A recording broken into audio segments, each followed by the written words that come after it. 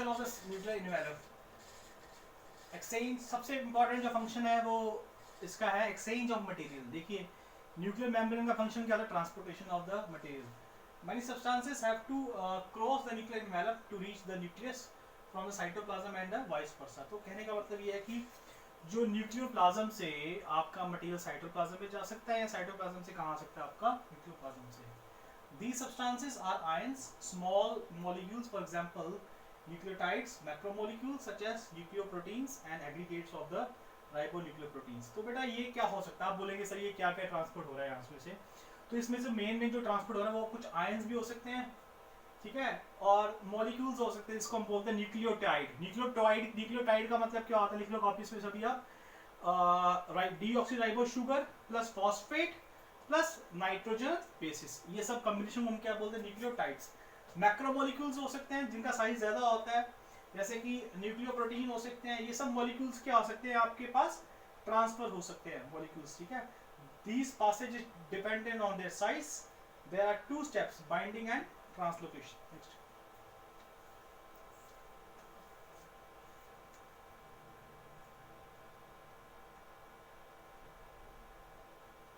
इसमें आपके पास नेक्स्ट करिए,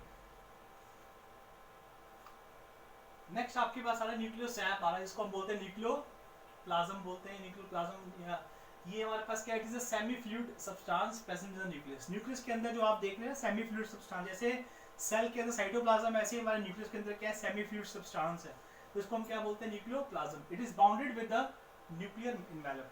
न्यूक्लियोप्लाज्म को किसने कवर किया हुआ है, न्यूक्लियर इन्वेलप, जो कि दो लेयर है हमारे पास। The nucleoplasm has a complex chemical composition. इसकी केमिकल कंपोजिशन क्या है, काफी कॉम्प्लेक्स होती है।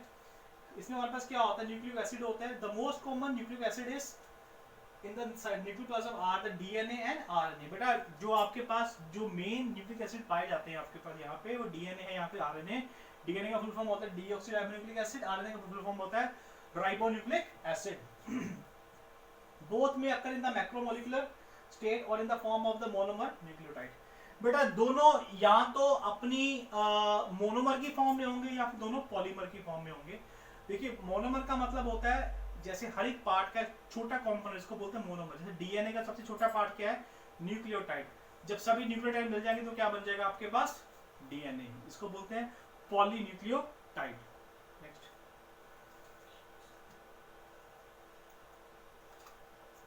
अब ऐसा है कि हमारे पास एक तो हमने बताया आपको कि जो हमारे न्यूक्लियोप्लाज्म में हमारे पास एक न्यूक्लिक एसिड होता है। न्यूक्लिक एसिड दो तरह का होता है, डीएनए और आरएनए। इसके अलावा हमारे पास क्या होता है बेटा, प्रोटीन्स। प्रोटीन्स दो तरह के, हिस्टोन और नॉन हिस्टोन। सबसे इंपॉर्टेंट पॉइंट यहाँ पे आ रहा है हिस्टोन और नॉन हिस्टोन का। हिस्टोन को हम बोलते हैं बेसिक प्रोटीन, क्या ये बेसिक है। नॉन हिस्टोन क्या है, ये एसिडिक प्रोटीन्स है, ठीक है। ये किसके बने होते हैं, आर्जिनिन, हिस्टीडीन, लाइसिन। देखिए बेटा ऐसा है, जो प्रोटीन होता है वो पॉलीपेप्टाइड होता है, ठीक है। आप बोलेंगे सर पॉलीपेप्टाइड का मतलब क्या है, मतलब कि बहुत सारे अमीनो एसिड्स सारे लिंक अप होके एक क्या बनता है, हमारा प्रोटीन बनता है। तो अगर कोई प्रोटीन का हम नाम लेते हैं तो किसका बना होता है, अमीनो एसिड्स का। हमें उसके अमीनो एसिड के नाम आने चाहिए। जैसे हिस्टोन प्रोटीन है, ये प्रोटीन है, इसका मतलब ये इसकी चेन में क्या लगे होंगे, अमीनो एसिड लगे होंगे। कौन कौन से अमीनो एसिड लगे यहाँ पे, आर्जिनिन, हिस्टीडीन और लाइसिन। ये नॉन हिस्टोन प्रोटीन है, ये क्या एसिडिक प्रोटीन है। Most abundant acidic protein of the eukaryotic are phosphoproteins. तो ये इसका जो मेन कंपोनेंट है, जो मेन एसिडिक प्रोटीन है, इसका जो मेन अबंडेंट यूकैरियोटिक का कौन सा है, ये फॉस्फोप्रोटीन। तो ये क्या है, non histone, known as acidic protein. The most abundant acidic protein of the eukaryotic are the phosphoprotein. अब आप बोलेंगे सर ये यूकैरियोटिक का मतलब क्या होता है। देखिए क्रोमैटिन दो तरह का होता है, एक होता है यूक्रोमैटिन, एक होता है हेटेरोक्रोमैटिन। यूक्रोमैटिन को हम क्या बोलते हैं, ट्रू क्रोमैटिन, ठीक है। वो क्रोमैटिन जो आपका बेसिकली जिसको हम बोलते हैं, जो क्रोमैटिन आपका आरएनए में कन्वर्ट हो सकता है, उसको बोलते हैं यूक्रोमैटिन। टाइटली वो लूजली कॉइल्ड होते हैं। अगर तो क्रोमैटिन आपके लूजली कॉइल्ड है, ठीक है, तो उसको बोलते हैं यूक्रोमैटिन। अगर क्रोमैटिन आपके टाइटली कॉइल्ड है तो क्या बोलते हैं, हेटेरोक्रोमैटिन, ठीक है। यूक्रोमैटिन बेटा आपका आरएनए में कन्वर्ट हो सकता है। यूक्रोमैटिन का मतलब क्या है, जो उसका डीएनए है क्रोमैटिन में वो आरएनए में कन्वर्ट हो सकता है। हेट्रोक्रोमैटिन में जो डीएनए है वो आरएनए कन्वर्ट नहीं हो सकता। समझ के बात आप? यूक्रोमैटिन आपका ट्रू क्रोमैटिन है, लूजली कॉइल्ड है, हेट्रोक्रोमैटिन आपका टाइटली कॉइल्ड है। अब इसमें इसके न्यूक्लियोप्लाज्म में कौन कौन सी एंजाइम्स होती हैं? Most of the nuclear enzymes are composed of non histone protein. So maximum enzyme किसकी बनी होती है? नॉन हिस्टोन प्रोटीन्स की। एग्जांपल क्या है? इसमें कौन कौन सी एंजाइम पाई जाएंगी? DNA polymerase, RNA polymerase, NAD synthetase, nucleoside triphosphatase, adenosine deaminase. बेटा ये एंजाइम्स के नाम आपने ज़्यादा याद नहीं करने, सिर्फ आपने एक दो नाम याद कर लेने इसमें। जैसे एंजाइम कौन कौन सी? डीएनए पॉलीमरेज और आरएनए पॉलीमरेज। तो जैसे जैसे हम कोर्स करते जाएंगे तो आपको सभी एंजाइम के फंक्शन आपको पता लगने शुरू हो जाएंगे। फिलहाल आपने दो इसके नाम याद कर लेने हैं। मेन जो एंजाइम्स आपके न्यूक्लियोप्लाज्म में पाई जाती है वो कौन कौन सी है? डीएनए पॉलीमरेज और आरएनए पॉलीमरेज। ठीक है,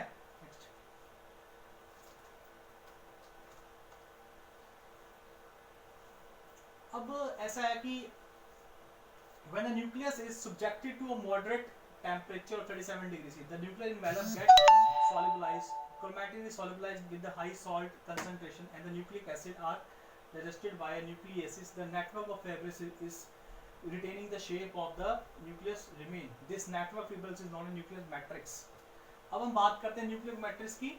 जो न्यूक्लियस मैट्रिक्स होता है वो क्या करता है? वो हेल्प करता है न्यूक्लियस को कीप इट शेप। जो न्यूक्लियस की जो शेप है वो कौन मेंटेन करता है? बेटा न्यूक्लियस मैट्रिक्स। तो इसको देखते हैं। When a nucleus is subjected to with a moderate temperature of 37 degree C, तो कह रहा है कि जब हम न्यूक्लियस को एक नॉर्मल टेम्परेचर देते हैं 37 डिग्री से जब हम टेम्परेचर देंगे, उसकी जो द न्यूक्लियर इन्वेलप्स गेट सॉल्युबलाइज्ड, उसकी जो न्यूक्लियर इन्वेलप होगी वो क्या होती है? सॉल्युबल फॉर्म में कन्वर्ट हो जाती है। Chromatin is solubilized with high salt concentration. जो न्यूक्लियोप्लाज्म में जो थ्रेड स्ट्रक्चर है क्रोमैटिन की, क्रोमैटिन का मतलब सबको पता है DNA plus histone proteins is equal to nucleosomes. Nucleosomes coiled to form chromatin. अगर तो लूजली कॉइल्ड है तो यूक्रोमैटिन है, टाइटली कॉइल्ड है तो हेट्रोक्रोमैटिन है। मेरी बात समझ लगी ना बात? तो क्रोमैटिन भी यहाँ पे क्या कर जाएंगे? सॉल्युबलाइज कर देंगे। The nucleic acid are digested by a nucleases. जो अब हमारे पास पता है आपको कि न्यूक्लियोप्लाज्म में हमारे पास एंजाइम होते हैं न्यूक्लियसिस। वो न्यूक्लियसिस न्यूक्लिक एसिड को क्या कर सकती है? ब्रेक डाउन कर सकती है। डाइजेस्टेड का मतलब है break down. The network fibrils is retaining the shape of the nucleus remain. इसको इसके अलावा हमारे पास यहाँ पे नेट एक फाइबर्स की नेट होती है, फाइबर्स की जाल होता है जो कि इसकी शेप को क्या करता है? मेंटेन करता है। जैसे हमारे घर में पिलर्स लगे होते हैं ना, पिलर्स पूरे घर को शेप को मेंटेन करते हैं। ऐसे ही जो न्यूक्लियोप्लाज्म में हमारे पास मैट्रिक्स होते हैं, network like structure, fibre like structure होते हैं जो न्यूक्लियस की शेप को क्या करते हैं? मेंटेन करते हैं। तो इसको हम क्या बोलते हैं? Nuclear matrix. This network fibrils known as nuclear matrix, it regulate the transcription and replication of the DNA. अब ये दो टेक्निकल टर्म्स का मतलब क्या है? ट्रांसक्रिप्शन का मतलब क्या है? देखिए ऐसा है, अपनी कॉपीज पर भी लिख लीजिए आप। DNA converts into mRNA, DNA converts into mRNA, इसको बोलते हैं transcription. MRNA converts into protein, इसको बोलते हैं ट्रांसलेशन। पता लग गया आपको? अच्छा, एक और लिखिए, DNA to DNA is named as replication। जब डीएनए से एक नया डीएनए बने, उसकी कॉपी बन जाए तो क्या बोलते हैं उसको? रेप्लिकेशन। डीएनए से आरएनए बने, ट्रांसक्रिप्शन। आरएनए से प्रोटीन बने, ट्रांसलेशन। ऐसे हमारा जो न्यूक्लियस हमारे डीएनए ऐसे काम करता है, या तो वो ट्रांसक्रिप्शन करता है या तो ट्रांसलेशन करता है, या फिर क्या करेगा? रेप्लिकेशन करेगा। ठीक है ना? ये देखिए, आप देख रहे हैं, आपको ये देखिए स्ट्रक्चर देख रहे हैं आप। These are the nuclear matrix, chromatin. बेटा ऐसा है, आप में से कुछ बच्चे जो आईसीएससी के होंगे या कुछ उन्होंने तो अपने 9th क्लास में माइटोसिस म्योसिस को एक्सप्लेन किया होगा अच्छी तरह। सीबीएसई स्टूडेंट में माइटोसिस म्योसिस अगर पढ़ा होगा तो थोड़ा सा डिटेल में पढ़ते हैं वो लोग। तो इसमें हमारे पास क्या होता है, एक ना सेल साइकिल में एक स्टेज आती है इंटरफेस। इंटरफेस में क्या होता है, जो आपका न्यूक्लियस होता है वो किस फॉर्म में होता है बेटा? आपके पास थिन फाइबर की फॉर्म में होता है। जहाँ आप बोलते हैं डीएनए किस फॉर्म में? थिन फाइबर की फॉर्म में। इसको हम क्या बोलते हैं? क्रोमैटिन बोलते हैं। ठीक है। ड्यूरिंग द इंटरफेस एक स्टेज है, ठीक है ना, जिसको हम बोलते हैं प्रिपरेशन स्टेज बोलते हैं सेल डिवीजन की। माइटोसिस म्योसिस आपने सबने सुना होगा नाम आपने। तो स्टार्टिंग फेज हमारी क्या होती है? इंटरफेस। जब आप सेल न्यूक्लियर डिवीजन की तैयारी करनी शुरू करता है, उसको बोलते हैं इंटरफेस। उसमें जो आपके पास न्यूक्लियस में जो डीएनए है वो किस फॉर्म में होता है बेटा, आपके पास क्रोमैटिन फॉर्म में प्रेजेंट होता है। During the interphase, nucleus found a number of fibril structures that constitute network called chromatin fibers. ठीक है, such chromatin become thick ribbon-like structure is called chromosome. अब बेटा ये इंटरफेस में तो थिन फाइबर होता है, ठीक है। जब ये मेटाफेज में आता है, मेटाफेज एक फेज होती है माइटोसिस की और मियोसिस में, जिसमें कि ये जो क्रोमैटिन है ना और क्वाइल्ड हो जाता है। क्रोमैटिन और क्वाइल्ड हो गए, इसमें कन्वर्ट हो जाएगा क्रोमोसोम में। तो कोई आपसे पूछे कि क्रोमोसोम कौन से स्टेज में दिखाई देता था, आपने क्या बोलना है उसको, मेटाफेज में। Chromatin is tightly complex form between the DNA and nuclear protein. मैं आपको पहले से बोलता आ रहा हूँ, स्टार्टिंग से बोलता आ रहा हूँ, क्रोमैटिन किसका बना हुआ है, डीएनए और न्यूक्लियर प्रोटीन। न्यूक्लियर प्रोटीन के यहाँ पे कौन सा है, histone protein. The key protein in the chromatin involved in orderly packaging eukaryotic DNA are the basic protein. Histone is positively charged, it bind to the negatively charged DNA. बताया था मैंने। आप अपने घर में आप ना ये ज़ूम करिए, एक बॉल ले लीजिए, बॉल ऑक्टामर की बॉल, 3-4 बॉल ऑक्टामर में ले लीजिए। वो बॉल जो ऑक्टामर में है ना, वो आपके पास हिस्टोन प्रोटीन है, उनका चार्ज क्या, पॉजिटिव चार्ज, ठीक है। उसके ऊपर धागा लीजिए, धागा, और धागे को ऐसे रोल करिए आप ऐसे। वो धागा क्या आपका डीएनए है, डीएनए क्या आता है नेगेटिवली चार्ज, उसके ऊपर वो क्या रोल हो रहा है। तो जो स्ट्रक्चर बन जाएगा ना डीएनए प्लस हिस्टोन का, इसको बोलते हैं न्यूक्लियोसोम्स। ये फर्दर क्वाइलिंग और होती जाएगी, ऐसे और क्वाइलिंग करते हैं। ऐसे तो आपने एक स्ट्रक्चर बनाया, ऐसे बहुत से स्ट्रक्चर्स हैं न्यूक्लियोसोम के, जो सारे कंबाइन होंगे, क्वाइल्ड हो जाएंगे, वो किस में कन्वर्ट हो जाएंगे, सारे कंबाइन होके क्रोमैटिन में। There are 5 basic class of histone molecules. बेटा हिस्टोन के ना आपने क्लासेस नाम याद कर लेने, एग्जामिनेशन में आता है H1, H2A, H2B, H3, H4, ये नाम याद कर लेने। When the interface nucleus is absorbed under the electron microscope, it appear like a bead on a string structure. Bead on a string बहुत important, next slide. Bead on a string का आपको मतलब बताता हूँ मैं कैसा है। जैसे देखिए बेटा, ये आपके पास डीएनए, ठीक है, ये डीएनए किसके ऊपर बाइंड हुआ, ये देखिए, ये आपके पास हिस्टोन प्रोटीन है। अब ये ऐसे बाइंड हो रहा है, ऐसे ऐसे देखिए, तो यहाँ तक इसको देखिए कैसा स्ट्रक्चर दिखाई दे रहा है आपको। ये स्ट्रिंग है, ये क्या बीड, तो कैसा दिखाई देता है, Beed on a string structure. इसको हम क्या बोलते हैं, न्यूक्लियोसोम बोलते हैं। क्या बोलते हैं बेटा, न्यूक्लियोसोम। ये न्यूक्लियोसोम फर्दर क्या करता है, क्वाइल्ड करता है। क्या करता है, फर्दर क्वाइलिंग करता है, पास पास आता है।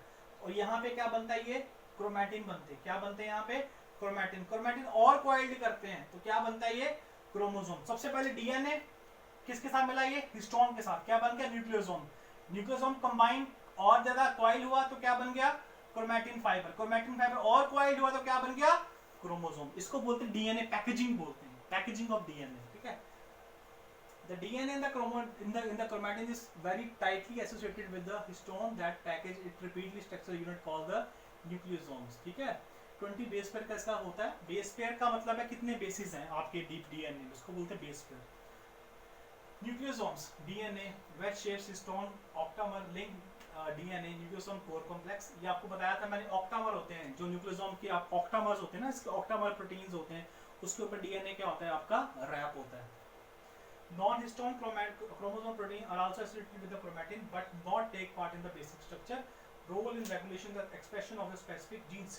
तो बेटा जब आपके पास डीएनए आपके हिस्टोन प्रोटीन के ऊपर कंबाइन होगा, इसको बोलते हैं बेसिक। इसके साथ साथ कुछ आपके नॉन हिस्टोन प्रोटीन भी क्या होते हैं, लगे होते हैं, जो कि एक्सप्रेशन में हेल्प करते हैं। एक्सप्रेशन का मतलब पता क्या होता है, एक्सप्रेशन का मतलब होता है बेटा जो आपका डीएनए है ना, वो एमआरएनए कन्वर्ट हो रहा है, एमआरएनए प्रोटीन में कन्वर्ट हो रहा है, इसको बोलते हैं एक्सप्रेशन। एक्सप्रेशन का मतलब जो आपका डीएनए है वो कौन सा प्रोटीन बना रहा है। जैसे हमने हमारे दिमाग में कोई चीज है, हम उसको बोल के एक्सप्रेस कर रहे हैं ना, ऐसे डीएनए कोड वर्ड्स होते हैं, और उससे कौन सा प्रोटीन बनता है, इसको बोलते हैं एक्सप्रेशन। तो एक्सप्रेशन में कौन हेल्प करता है, वहां पे नॉन हिस्टोन प्रोटीन। नेक्स्ट, ये बहुत इंपॉर्टेंट क्वेश्चन है बेटा, ये काफ़ी इंपॉर्टेंट है, मैं आपको बता रहा हूँ। आपको ये क्वेश्चन काफ़ी टेक्निकल एग्जामिनेशन में आया हुआ है, नीट के एग्जामिनेशन काफ़ी बार आया हुआ है। तो बच्चों को पहली बात उसका पता ही मतलब नहीं पता नहीं होता, हेट्रोक्रोमैटिन यूक्रोमैटिन, बच्चों ने इसको क्रैम किया होता है। इसका बेसिक कंसेप्ट देखिए, मैंने बताया था आपको, जैसे ये देखिए, ये आपका न्यूक्लियोसोम्स है, ये पता लग गया ना, ये थ्रेड है, ये थ्रेड डीएनए, ये ऑक्टामर के आपका स्टोन है। तो ये बीड ऑन स्ट्रिंग स्ट्रक्चर देख रहे हैं। और मुझे आप खुद बताइए बेटा, डायग्राम में आपको न्यूक्लियोसोम दूर दूर दिखाई दे रहे हैं ना, न्यूक्लियोसोम कहाँ दिखाई दे रहे हैं, दूर दूर दिखाई दे रहे हैं। तो यहाँ पे हम बोल सकते हैं टाइट, ये लूजली कॉइल्ड है, ये क्या है, लूजली कॉइल्ड है, ठीक है ना। तो इसको हम बोलेंगे यूक्रोमैटिन। क्या बोलेंगे इसको, यूक्रोमैटिन। यहाँ पे न्यूक्लियोसोम्स क्या है, यहाँ पे न्यूक्लियोसोम्स क्या है, टाइटली कॉइल्ड। सिंपल फंडा दे रहा हूँ, nucleosomes coiled to form chromatin. If nucleosomes are loosely arranged, then it is named as euchromatin. Tightly arranged, heterochromatin. यहाँ पे nucleosomes क्या loosely coiled है, euchromatin, tightly coiled है, heterochromatin, ठीक है। Light stain, light stain है, ये क्या है, dark stain। Diffuse region, diffuse का दूर दूर है, ये सारे क्या यहाँ पे पास में। High amount of RNA, यहाँ पे राइबोन्यूक्लिक एसिड क्या होगा, ज्यादा होगा। यहाँ पे डीएनए का कंटेंट देखिए, आपके सामने डीएनए कितना है, यहाँ पे कम है, यहाँ पे डीएनए का कंटेंट कितना है, ज्यादा। बस दैट्स इट। न्यूक्लियोलस, न्यूक्लियोलस का कंसेप्ट क्या है, morphologically it appears spheroid shape, size can vary from 1 to 5 micrometers, ठीक है, depend upon the species number of nucleolus. ये एसिडोफिलिक होता है, ये क्या होता है बेटा आपका, एसिडोफिलिक। अब ऐसा है कि कंपोनेंट्स क्या है, during the cell division on the early it get disappear and later at the time of daughter nuclei formation it appear parts. The permanent component does not disappear, persistent through the life cycle, it's filamental attach. तो बेटा ये जो nucleolus है ना, cell division के दौरान ये क्या होता है, डिसअपीयर हो जाता है, फिर लेटर स्टेज में ये वापस क्या हो जाता है, आपका अपीयर हो जाता है। ये आपका कोई इतना इंपॉर्टेंट स्लाइड नहीं है, इसको आप स्किप भी कर सकते हैं। अब आपके पास नेक्स्ट आता है अल्ट्रा स्ट्रक्चर ऑफ न्यूक्लियोलस। देखिए न्यूक्लियोलस का जो अल्ट्रा स्ट्रक्चर है, ये बेसिकली क्या, granular portion being made up of dense granules arrange peripherally and measuring about 150-20 angstrom in diameter. It consist of ribonucleic protein, ठीक है। ये आपका जो डेंस स्ट्रक्चर है, सेंटर का जो स्ट्रक्चर, इसको बोलते हैं न्यूक्लियोलस। जो सेंटर स्ट्रक्चर इसको न्यूक्लियोलस बोलते हैं। ये हमारे पास डेंस ग्रेन्यूल्स का बना होता है, ठीक है। ये हमारे पास मेनली किसका बना होता है, राइबोन्यूक्लियो प्रोटीन पे। काफी डेंस स्ट्रक्चर है, जो सेंटर स्ट्रक्चर काफी डेंस है, किसका बना होता है, राइबोन्यूक्लियो प्रोटीन्स का बना होता है।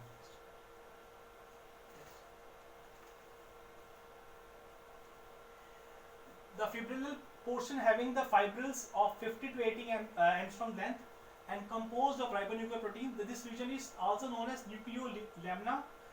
It generally occupies the central region of the nucleolus, ठीक है।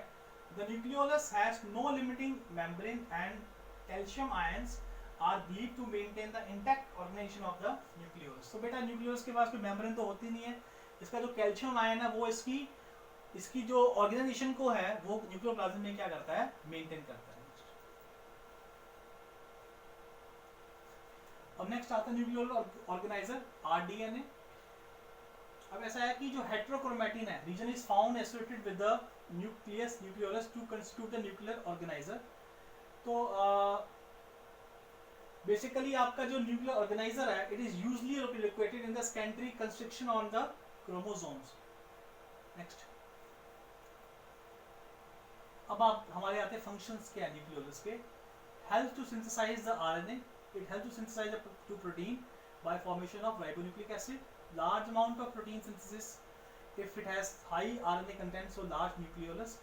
तो बेटा ये आपका किस में हेल्प करता है, आरएनए की सिंथेसिस में हेल्प करता है। बताया था मैंने आपको कि डीएनए से क्या बनता है, आपके पास आरएनए बनता है, उस प्रोसेस को हम क्या बोलते हैं, ट्रांसक्रिप्शन। तो यहाँ पे हमारे पास क्या होता है, आरएनए क्या होता है, सिंथेसाइज होता है।